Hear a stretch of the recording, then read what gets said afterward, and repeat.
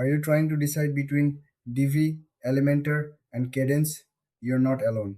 Today, we'll break down these three popular WordPress page builders to help you choose the best one for your needs. All three tools help you create stunning websites without needing to code.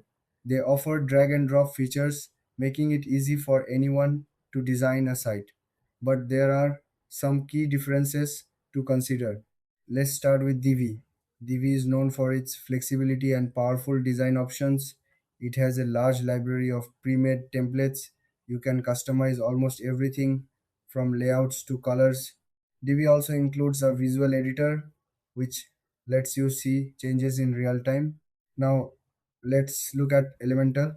Elementor is praised for its user-friendly interface. It offers a wide range of widgets and templates. Many users appreciate its speed and performance. Elementor also has a free version, which is a great option for beginners. Next, we have Cadence. Cadence is newer but gaining popularity fast. It's lightweight and focuses on speed. Cadence has a unique block based system which allows for easy customization. It also integrates well with other plugins, making it a versatile choice. So, what are the main differences? Divi offers deep customization and a rich template library. Elementor is easy to use and has a strong free version. Cadence focuses on speed and simplicity. When it comes to features, all three have great options. Divi has advanced design settings.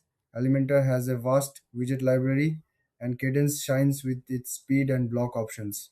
In terms of pricing, Divi and Cadence typically have a one-time fee, while Elementor has both free and premium plans. Depending on your budget, this could be a deciding factor.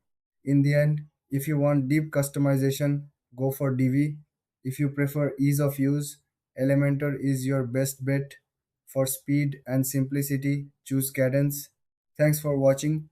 If you found this helpful, give us a thumbs up and subscribe for more comparisons.